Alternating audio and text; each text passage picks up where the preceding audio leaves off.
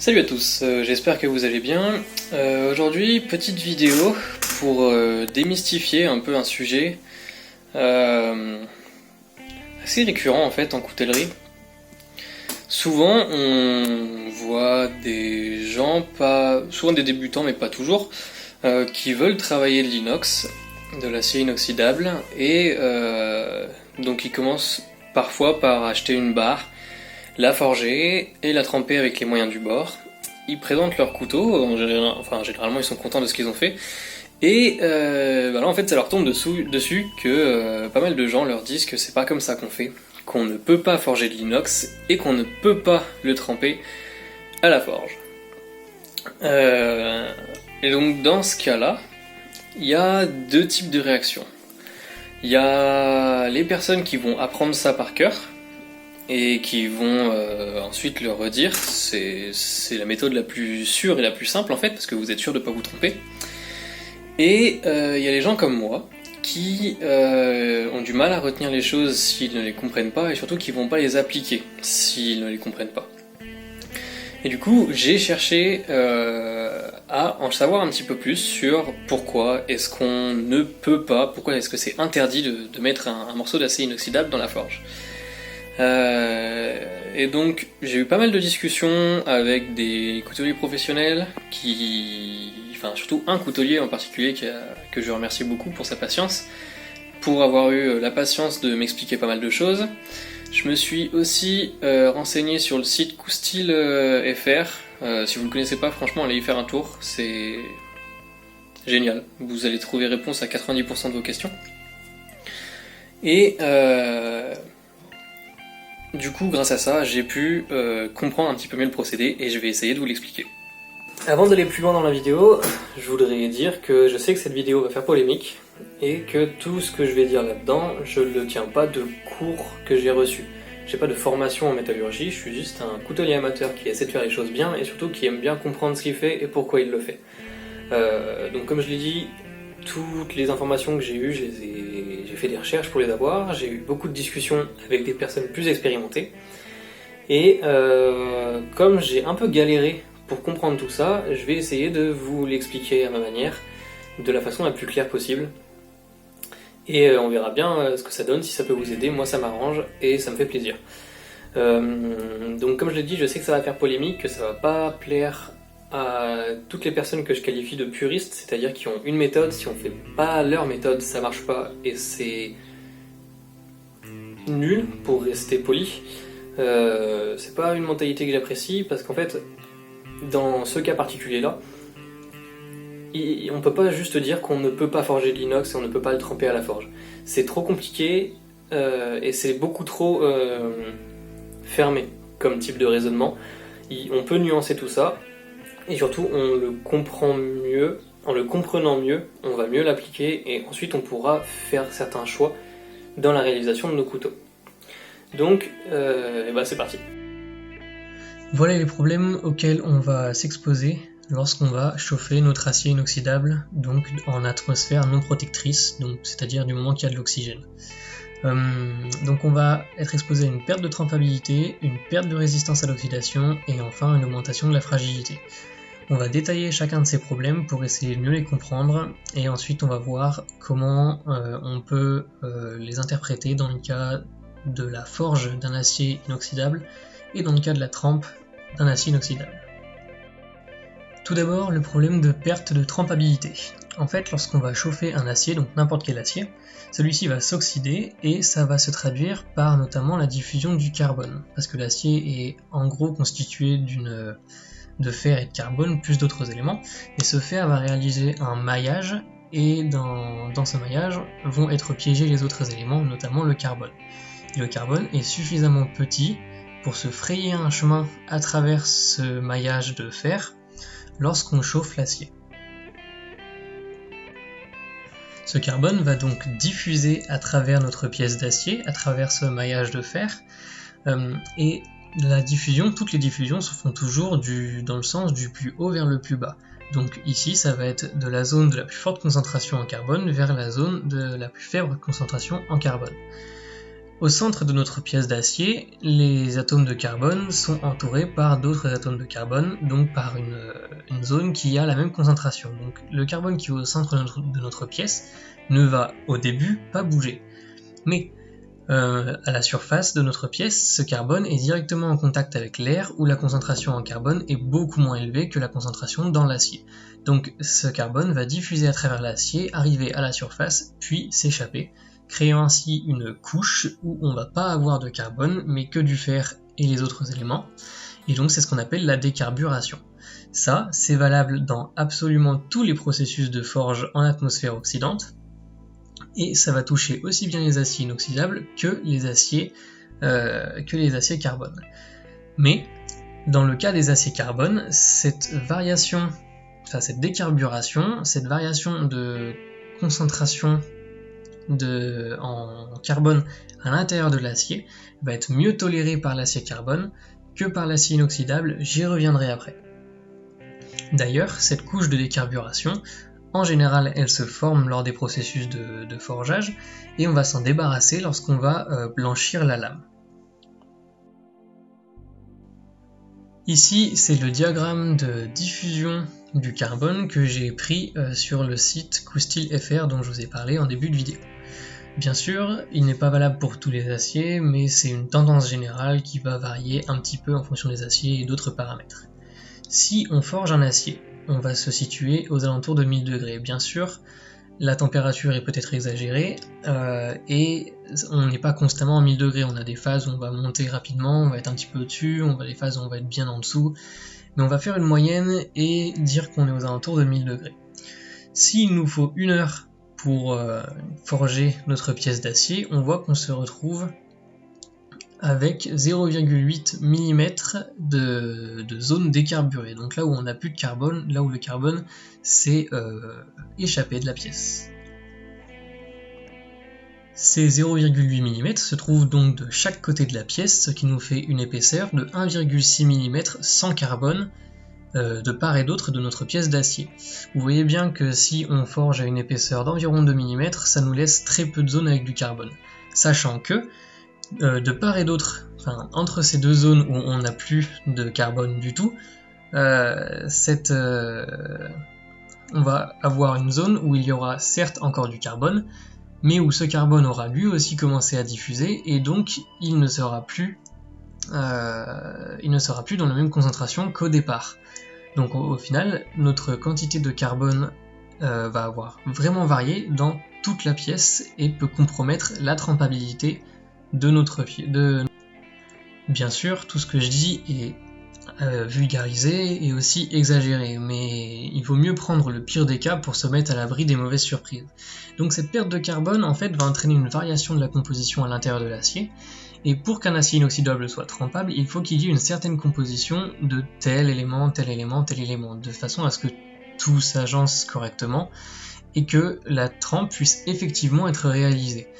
Dans le cas des aciers carbone, ces variations de pourcentage de carbone vont être relativement bien tolérées, mais il suffit de pas grand chose pour les aciers inoxydables pour que la variation de carbone ait un réel impact sur les autres teneurs, et du coup on ait effectivement une dénaturation de l'acier et une perte de la trempabilité de celui-ci. Donc vous aurez passé plusieurs heures à forger un couteau qui au final ne sera plus dans le même acier avec lequel vous avez commencé à travailler et qui ne sera pas trempable. Si on s'intéresse maintenant à la perte de résistance à l'oxydation, voici une capture d'écran issue du site Koustil.fr, et on voit que d'après la taille des atomes, en fait, il n'y a que le carbone qui peut diffuser. Bien évidemment, ça aussi c'est vulgarisé et je pense qu'il faut aussi en tenir compte pour le chrome qui donne la résistance à l'oxydation. Donc en plus de perdre du carbone, on peut perdre d'autres éléments et vraiment dénaturer l'acier, donc perdre la trempabilité et la résistance à l'oxydation. Donc notre acier ne sera vraiment plus bon à rien. Enfin, ce problème de variation de la teneur en carbone va aussi impacter la structure de l'acier et donc avoir une forte influence sur la solidité de cet acier. Donc au final, en perdant du carbone, on va dénaturer l'acier et on risque vraiment d'augmenter la fragilité de cet acier. Donc on va faire une petite conclusion là-dessus vis-à-vis du passage des aciers inoxydables à la forge. En conclusion, si on forge de l'inox, on va chauffer pendant longtemps et surtout à de hautes températures. Donc les processus de décarburation, de perte de résistance à l'oxydation et de perte de solidité vont vraiment se ressentir, ou du moins risquent de vraiment se ressentir. En plus de ça, il y a beaucoup d'inox qui se trempent à l'air, donc vous risquez de faire une trempe à l'air au fur et à mesure que votre inox se refroidit. Celui-ci peut se durcir sous vos coups de marteau et du coup vous risquez de casser, parce que tout le monde le sait, un couteau en sortie de trempe est extrêmement cassant. En plus de ça, en ayant fortement dénaturé l'acier, il me sera impossible de vendre ce couteau-là, du moins de le vendre en disant que c'est la nuance d'acier avec laquelle vous avez commencé à forger. Parce que l'acier n'est vraiment plus du tout le même, et du coup, étant donné que l'acheteur aura de certaines attentes vis-à-vis de les capacités de cet acier-là, vous ne pourrez pas le satisfaire, parce que ce ne sera pas le même acier, et dans tous les cas, il aura fortement perdu ses capacités suite au processus que vous lui aurez infligé. Donc, à moins de n'avoir absolument aucune autre solution, donc peut-être pour une forme très particulière, il ne faut pas forger de l'acier inoxydable. Ou du moins, si vous êtes contraint de forger un acier, faites en sorte de ne pas trop chauffer et surtout de minimiser l'exposition à cette chaleur. Enfin, le temps d'exposition à cette chaleur. Mais du coup, est-ce qu'on peut simplement tremper de l'acier inoxydable dans une forge à gaz ou une forge à charbon ? Il faut savoir que la plupart des aciers inoxydables ont un traitement thermique qui est très complexe, avec des températures très précises, des temps de maintien qui sont précis, et des vitesses de chauffe qui vont aussi être précis. Et la plupart des aciers inoxydables vont bénéficier d'un traitement cryogénique après pour vraiment pouvoir tirer le maximum de leur capacité. Et si on ne respecte pas ces critères dans le processus de traitement thermique pour ces aciers, on va avoir un acier qui sera potentiellement plus fragile et surtout avec des performances bien diminuées. Cependant, ça n'a pas forcément quelque chose à voir avec les problèmes qu'on a évoqués auparavant. Donc pour ce qui est de ces problèmes-là, en fait, étant donné que le temps de chauffe va être relativement court par rapport à un processus de forgeage, la diffusion des éléments va se faire très peu, et donc ça va vraiment être localisé, enfin minimisé, et ça va vraiment être un processus de surface. Si on reprend le diagramme de vitesse de migration du carbone, moi je vais m'intéresser à l'acier 12C27 qui se trempe à 1060 degrés. Donc on voit qu'avec une température de 1060 degrés, on atteint une vitesse de migration de 1,5 mm par heure. Pour une trempe, le temps de chauffe va être relativement limité, donc quelques minutes tout au plus. Dans mon cas, je ne vais pas respecter les temps de maintien parce que je m'estime pas assez précis dans le contrôle de ma température pour que ça en vaille la peine. Donc on va faire l'hypothèse que l'on maintient l'acier à cette température que pendant 2 minutes, ce qui est très fortement exagéré parce que ça doit être le temps total pour mettre l'acier à cette température. En réalité, l'acier ne va rester que quelques secondes à cette température-là, mais comme je l'ai dit, il vaut mieux envisager le pire des cas que se retrouver avec une mauvaise surprise qu'on n'avait pas prévue. Donc, avec une vitesse de migration de 1,5 mm par heure, si on prend des intervalles de 2 minutes dans une heure, il y en a 30, donc on va diviser 1,5 par 30, et ça nous donne donc 0,05 mm de couche d'épaisseur où l'acier où le carbone a diffusé. Donc dans le pire des cas, 0,05 mm où on n'a plus du tout de carbone, où c'est tout simplement du fer avec les autres éléments qui n'ont pas pu diffuser.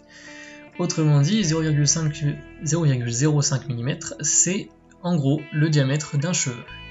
Donc cette couche d'acier dénaturé va se perdre lors de la suite des procédés. Donc le blanchissage de l'acier, lorsqu'on va passer sur la ponceuse à nouveau, ou lorsqu'on va le polir à la main.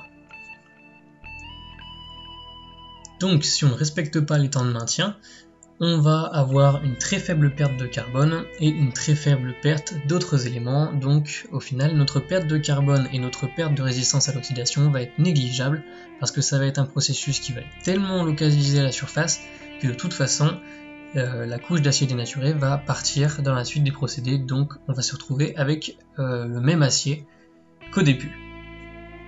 À quelque chose près, ou du moins à quelque chose qui est tellement négligeable que ça ne va pas avoir un réel impact à notre niveau. Évidemment, on n'aura pas le même discours si on essaie d'avoir une pièce pour je ne sais quoi, une industrie ou quoi que ce soit. Ici, on parle juste d'un couteau. En revanche, comme je l'ai dit juste avant, on peut avoir des problèmes de contrôle de température, notamment parce que dans le cas d'une forge à charbon ou d'une forge à gaz, on ne peut pas toujours mettre une sonde de température, et du coup on peut faire ça simplement à l'œil, et là on a vraiment un problème de précision. Du coup, comme pour les aciers carbone, un mauvais contrôle de la température, ça va avoir un impact sur le grain de l'acier, et si ce grain est trop gros, à ce moment-là, notre acier va être beaucoup plus fragile après la trempe. En conclusion, la forge de l'acier inox est à proscrire, pour toutes les raisons qu'on a évoquées et que j'ai essayé d'expliquer juste avant, et que tremper de l'acier inoxydable à la forge ne va jamais permettre d'obtenir 100% des capacités de l'acier, et on va surtout augmenter le risque de fragilité de l'acier.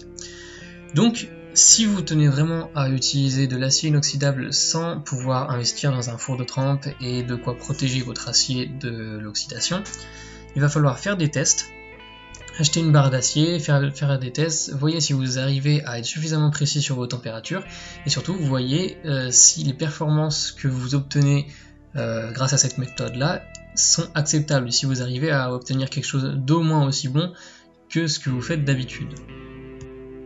Et encore une fois, comme je l'ai dit tout à l'heure, étant donné que votre acier ne sera pas traité parfaitement, il n'aura pas les mêmes capacités que le même acier traité parfaitement, donc vous ne pourrez pas dire que votre couteau est fait en tel acier à un acheteur, parce qu'il aura certaines attentes que votre couteau ne pourra pas forcément satisfaire, étant donné qu'il n'a pas reçu les traitements thermiques parfaits.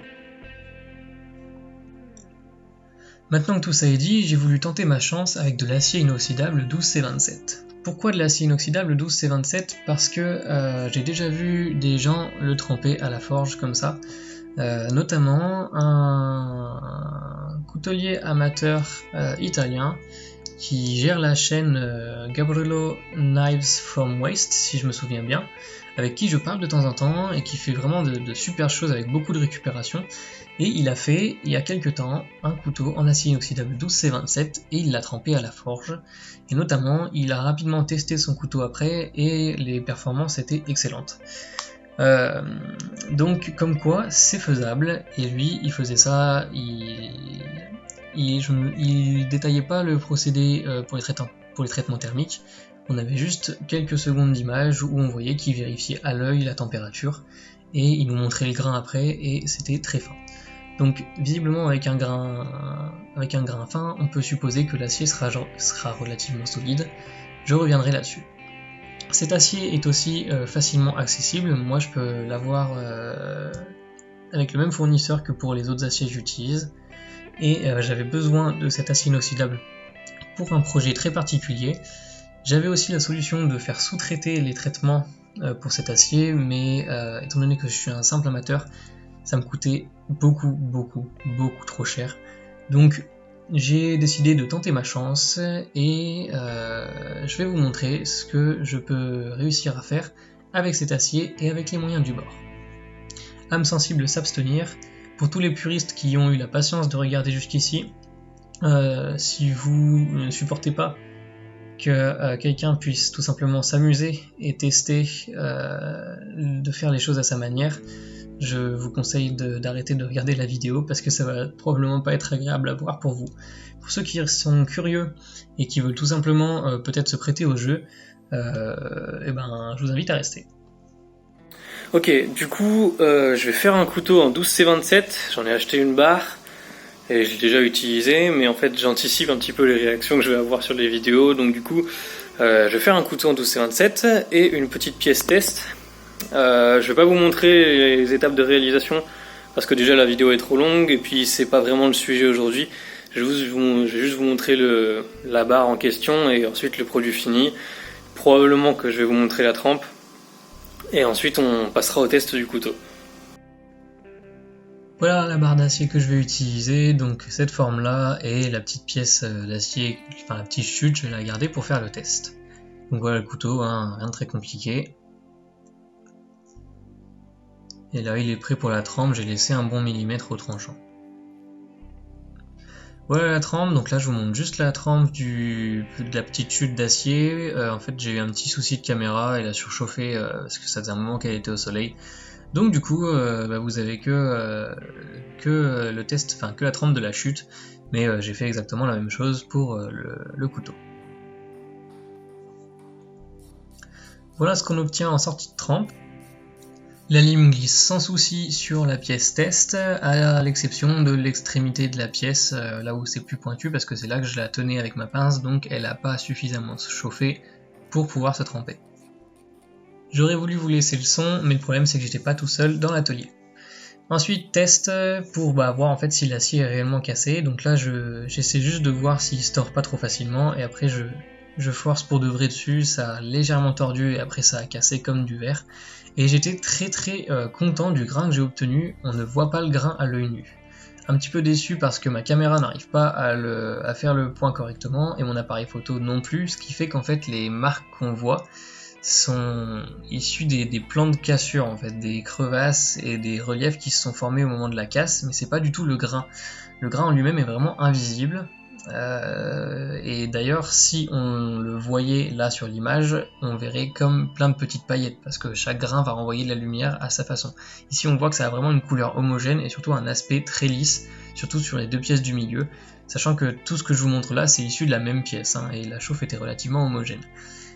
Donc là on voit un petit peu mieux quand je parle de les plans de cassure en fait, là où est-ce que ça a cassé, mais vraiment le grain est tout à fait lisse, donc du coup en théorie si on se fie à ça, ça veut dire que la structure de mon acier est pas trop mal, qu'en théorie il est censé être plutôt solide. Donc voilà, je suis quand même très content du grain que j'ai réussi à avoir sur cet acier parce que je pensais pas que ça allait être aussi lisse avec la méthode que j'ai utilisée.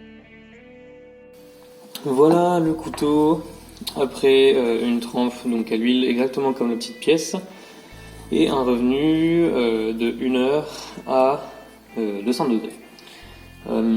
La trempe je l'ai pas filmée, pourquoi? Parce que en fait je filme avec mon téléphone et il a surchauffé un petit peu, donc du coup j'ai eu des soucis techniques, donc je vous laisse imaginer la trempe et il faut me croire sur parole. Mais bon, à l'aspect de la lame, je crois que vous n'avez pas de mal à me croire que effectivement ça a été trempé à la forge.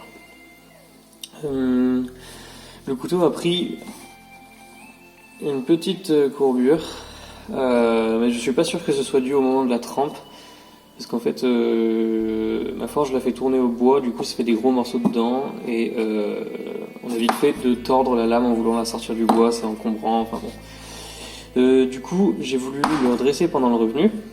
Ça n'a pas fonctionné, donc je vais faire ça autrement maintenant.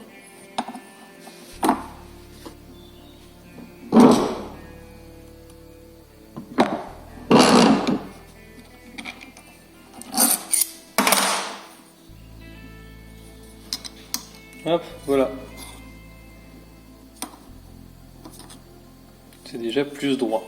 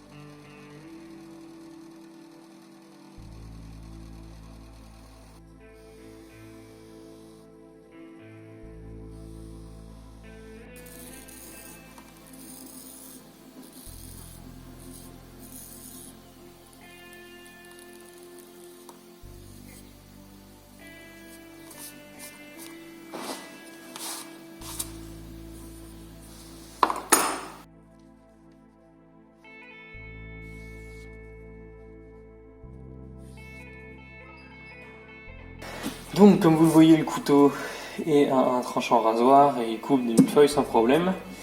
J'étais à un petit peu moins de 0,5 mm avant la trempe et avant l'affûtage. Si ça avait été un couteau plus large, j'aurais probablement réduit l'épaisseur au tranchant, mais étant donné qu'il fait 2 mm, ça pose pas vraiment de soucis et ça ne fait pas un tranchant énorme non plus. Donc c'est à peu près adapté. Donc on va maintenant passer à une série de tests pour voir si ça tient le tranchant et si c'est suffisamment solide. Il faut garder en tête que le couteau fait 2 mm, donc la grosse majorité des tests que je vais faire sur ce couteau sont en réalité pas vraiment représentatifs parce que personne ne va utiliser un couteau de 2 mm d'épaisseur dans de telles situations. Ce sera poussé bien au-delà de ce pourquoi il sera utilisé. Mais juste pour voir si l'acier est costaud ou pas, on va faire ces tests quand même.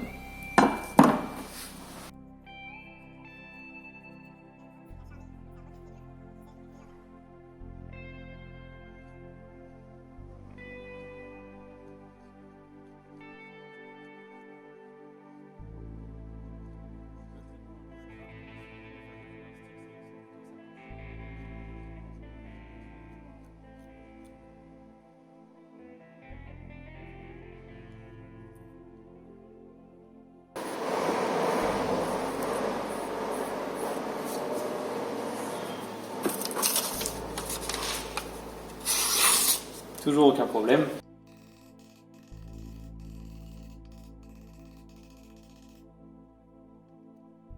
Le tranchant n'est pas déformé.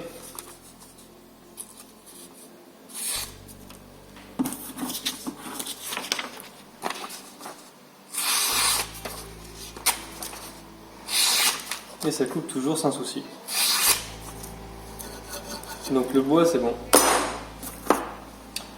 Ça c'est des morts en aluminium, donc on passe au test au-dessus. Déjà on est dans la catégorie où c'est plus vraiment représentatif puisque personne ne va couper de l'aluminium avec un couteau. Mais bon, on va voir.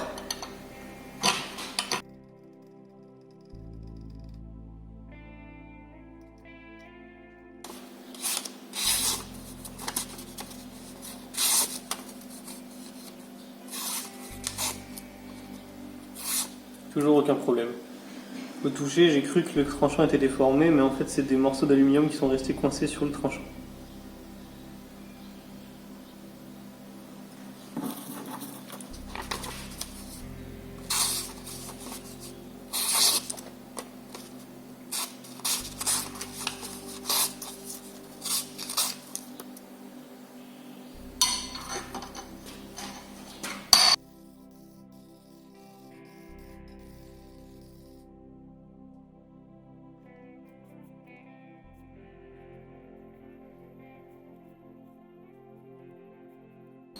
Le couteau coupe un petit peu moins bien, mais c'est pas catastrophique. Pour moi, le test est passé. On passe sur des matériaux un petit peu plus durs, ça c'est du fil de cuivre.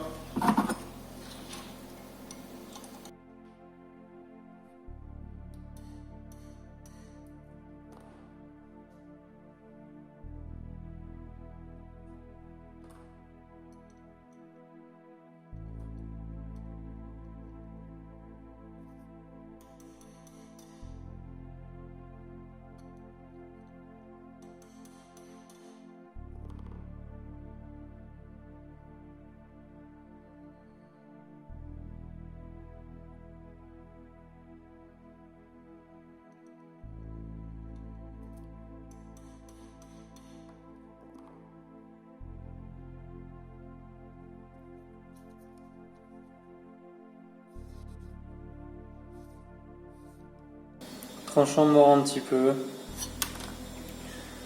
On a une très légère déformation.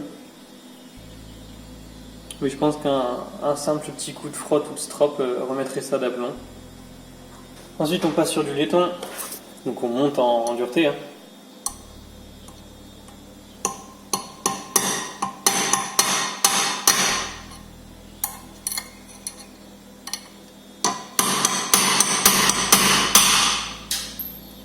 J'ai un peu peur pour ma peau là. C'est parti au matin. Je vais mettre des lunettes. Hein. Alors je pense pas que ça se voie, mais là on a du laiton, enfin une marque de laiton, je pense que c'est de la poussière qui a été faite lorsque ça a coupé. Et au niveau de ça, on n'a absolument aucune déformation du tranchant. Petite déformation d'avant, ça provient du cuivre. Ici, là, on a le tranchant qui est un petit peu plié de mon côté. Et même chose de l'autre côté. Ici, là. Donc on va recommencer sur du laiton. Et je vois que mon tranchant est intact.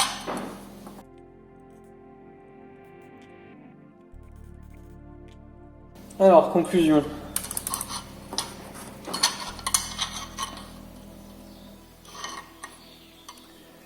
Conclusion, on a quelques déformations là. Le dernier bout de laiton que j'ai coupé, il était là, on n'a aucune déformation. L'autre bout de laiton, il était là, on n'a aucune déformation. J'en ai fait là aussi. Et ça n'a pas rajouté de déformation majeure. Le tranchant est un petit peu plié, mais c'était à prévoir sur un bout de laiton comme ça. Donc je sais pas si c'est vraiment normal. Moi je considère pas ça anormal parce qu'on va dire que en temps normal on ne sert pas d'un couteau pour couper du laiton.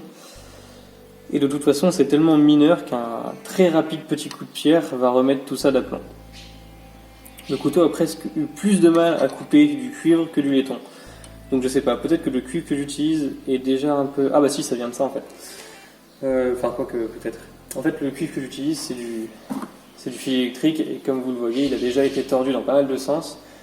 Donc ça se peut qu'il soit un petit peu durci par écrouissage, surtout au bout là. C'est beaucoup plus dur à tordre aussi, c'est ça.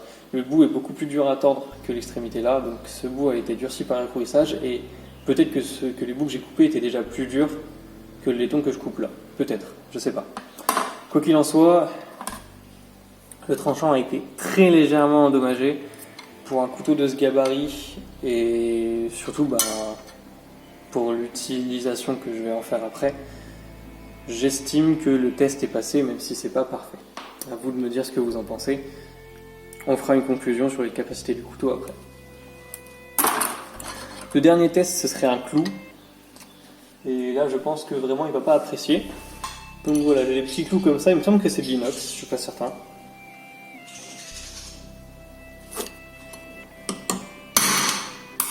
Putain, heureusement que j'avais des lunettes là.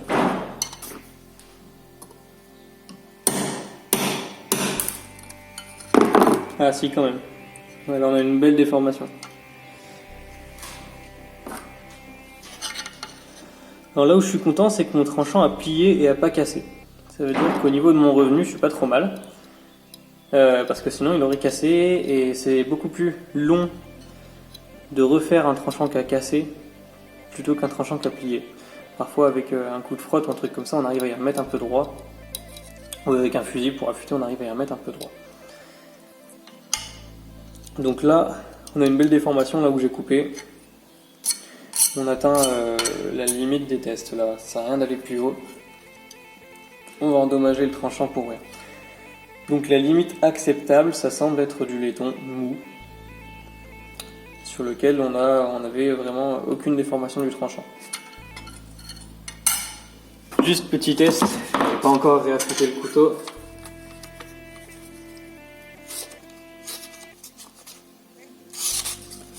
Alors on voit que ça mord. Donc bien sûr le couteau n'est pas entièrement émoussé, parce que quand on fait ce genre de test, on s'attaque que à des petits morceaux de tranchant à chaque fois, donc il reste toujours des morceaux affûtés. Mais donc en soi il est encore utilisable comme ça, mais c'est pas un couteau affûté on va dire. Hein. Ok, je vais le raffûter et on va continuer les tests. C'est un tranchant rasoir sans aucun souci.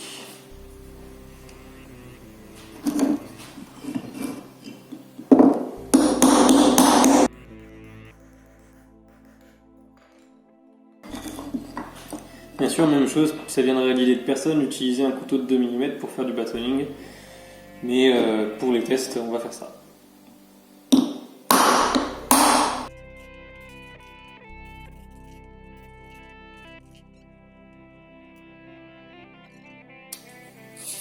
Voilà. Forcément, si je commence la coupe sur Casse-goutte, ça va pas.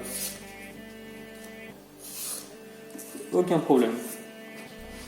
Passer à travers l'isombé, sachant que c'est un bois qui est plus mou, donc plus mou que le chêne, donc normalement pas de souci.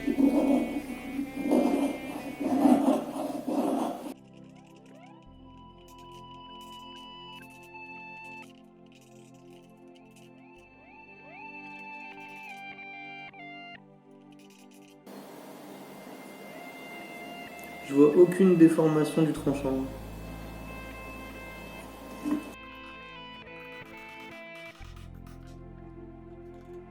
Toujours aucune déformation du tranchant.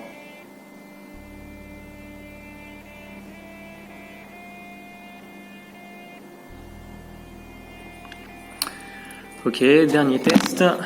Avant-dernier test, on va tester la pointe du couteau, voir si elle casse facilement ou si elle tord. Je vais être honnête avec vous, c'est vraiment le test que je redoute le plus. C'est pour ça que j'ai fait une pointe très large et relativement solide. J'ai relativement peu confiance en mes pointes de façon générale parce que je les ai jamais vraiment testées. Pour moi, un couteau ne devrait jamais être utilisé comme un pied de biche pour faire levier, puisque c'est pas pour ça qu'il est fait. Mais on va quand même tester ça. Encore une fois, pour une pointe de 2 mm, là elle n'est pas tellement fine, mais pour un acier de 2 mm d'épaisseur, c'est pas adapté comme traitement, on va dire.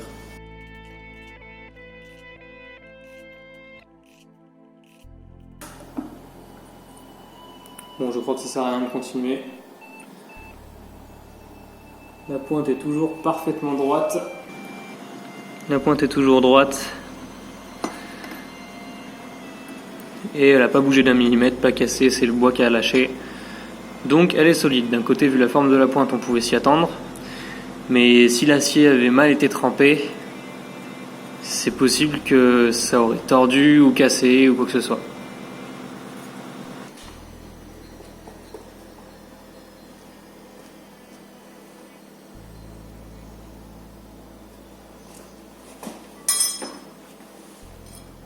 Donc évidemment la lame est tordue, mais ça n'a pas cassé.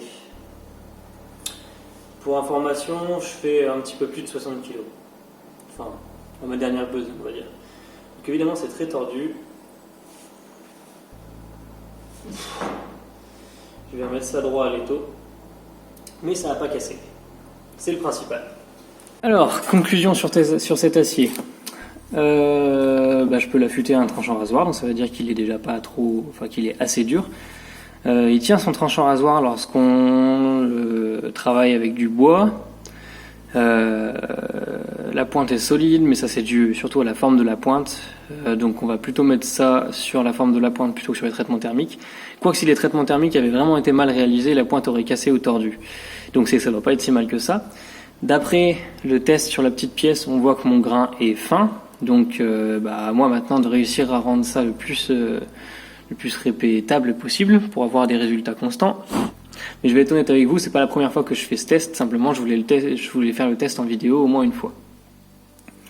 Donc j'étais assez sûr de moi en faisant ce test là. Donc apparemment une trempe donc à l'œil, mais c'est il me semble que c'est 1060 degrés pour le 12 Fe 27. Et ensuite un revenu de 1 heure à 200 degrés, ça a l'air d'être un bon traitement thermique pour cet acier. Il y a quelque chose qu'on n'a pas vérifié, c'est l'inoxydabilité, donc la résistance à l'oxydation, parce que visiblement en fait ne pas avoir trempé en atmosphère oxydante, donc avec de l'oxygène, c'est ce qui a fait toute cette couche de calamine, ça a pas empêché ça n'a pas compromis la trempabilité de l'acier. L'acier est bel et bien trempé, vous l'avez vu, le grain est fin, donc j'ai réussi à avoir un acier qui en théorie est solide si on se fie au grain, et d'après les tests, le tranchant est relativement costaud. Il y a juste au niveau, il a commencé à broncher à partir du cuivre, quoique c'était pas des déformations majeures, les tons ça s'est passé sans trop de soucis, et après évidemment quand on s'attaque à des petits clous en inox, c'était pas joyeux. Donc il faut encore qu'on teste l'inoxydabilité. Pour ça, je vais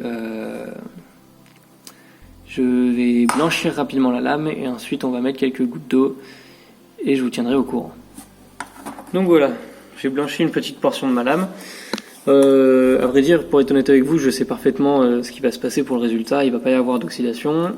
Donc on va poser une goutte de perchlorure de fer qui va provoquer cette oxydation. Parce que oui, le fait que l'acier se noircisse quand on est dans le perchlorure de fer, c'est de l'oxydation. Donc les aciers qui sont inoxydables, donc résistants à l'oxydation, en théorie ne devraient pas être trop attaqués par le perchlorure de fer. Hop, une goutte de perchlore.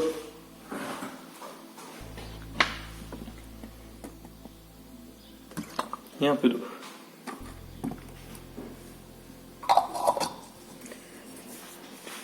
On va laisser ça agir quelques minutes et on revient après. Hop, donc ça fait un petit quart d'heure, j'ai eu le temps de blanchir un couteau. Voyons voir ce que ça donne. Avant d'enlever tout ça, on voit que l'eau a pris une teinte un petit peu marron, donc il y a probablement un début d'oxydation.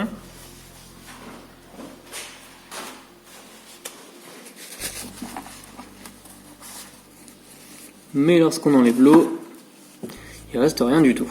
Alors que sur un acier carbone, ça aurait déjà bien marqué.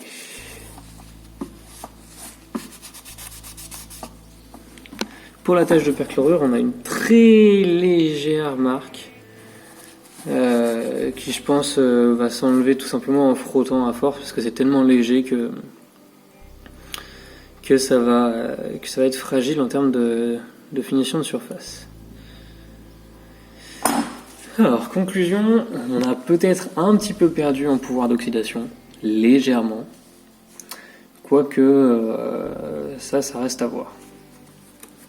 Conclusion sur l'acier, sur cet acier, du moins le 12C27. Je ne connais pas les performances de l'acier lorsqu'il est parfaitement traité. J'ai pas eu de 12C27 traité en industriel parfaitement ou par un coutelier professionnel qui a tout le matos. Donc je peux pas le comparer à ça. Donc, si vous le savez, n'hésitez pas à m'en faire part, à faire une comparaison entre les deux.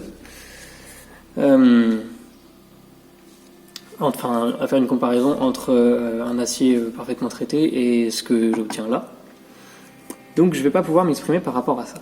En revanche, de ce que j'ai pu voir des traitements, des performances de cet acier après les traitements que je lui ai fait subir, je suis assez satisfait. Alors bien sûr, c'est loin d'être la meilleure méthode et probablement que j'obtiens des résultats très loin de ce que peut faire l'acier lorsqu'il est parfaitement traité. Mais je vois qu'il est quand même relativement bien résistant à l'oxydation, que le grain est fin, donc en théorie il est solide, qu'en pratique il est assez solide parce que comme vous voyez quand j'ai monté dessus, ça fait quand même 2 mm d'épaisseur. Hein. Il a pas bougé, du moins la partie qui est trempée n'a pas bougé et le manche qui doit être probablement moins trempé ou pas trempé, c'est ça qui a tordu. Je crois que ça doit quand même être un peu trempé hein, parce que j'ai eu beaucoup de mal à le détordre. Donc il est relativement solide. Le tranchant est relativement durable, c'est pas trop mal je trouve. Le bois n'a aucun souci, l'aluminium ça pose pas de souci, le laiton pas trop, le cuivre pas trop, au-dessus ça commence à devenir compliqué. Donc franchement je suis satisfait de cet acier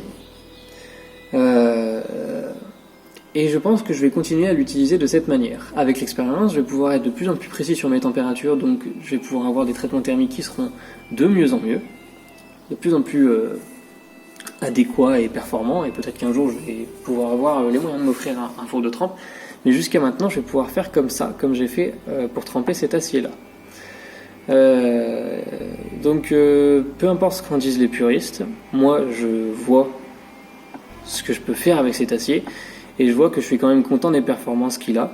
Simplement, probablement que si une personne me demande en quel acier c'est fait, je lui répondrai que c'est bel et bien de l'acier inoxydable, mais je vais être honnête avec cette personne en lui disant que c'est du 12C27 qui n'est pas traité parfaitement, donc que les performances sont probablement un peu moins bonnes que ce qu'on peut obtenir. À vous de me confirmer ça ou pas, pour ceux qui ont l'expérience avec cet acier quand il est parfaitement traité. D'ici là, je vais continuer à l'utiliser comme ça. Et évidemment, je pense que je vais rester sur cette épaisseur de 2 mm. Je sais pas trop encore si je vais m'aventurer sur un truc plus large. Pourquoi ? Enfin, plus épais. Pourquoi ? Parce que cette faible épaisseur me donne en quelque sorte une sécurité parce que ça veut dire que je vais pouvoir l'utiliser que pour des couteaux à usage léger, genre des petits pliants ou des couteaux de table, des couteaux de cuisine, tout ça. Des couteaux qui ne recevront pas de choc et qui vont permettre de garantir entre guillemets la solidité de l'acier, la solidité du couteau. Donc je pense que je vais rester sur cette épaisseur là. Dites-moi ce que vous en pensez dans les commentaires. La vidéo va toucher à sa fin. Donc bien entendu, je pense que cette vidéo va faire polémique. Mon but pour moi c'était absolument pas d'énerver les gens ou de me faire insulter ou quoi que ce soit, parce que je sais que dans le milieu de la coutellerie ça va très très très très vite. Certains y prennent même un plaisir. Bref, c'est simplement de montrer ce qu'on peut obtenir avec cette méthode là sur du 12C27 et surtout de démystifier un petit peu le sujet. Donc voilà. J'attends vos retours en commentaire, dites-moi ce qui vous a plu, pas plu et ce que vous en pensez. Et d'ici là, je vous dis à la prochaine dans une autre vidéo. Salut!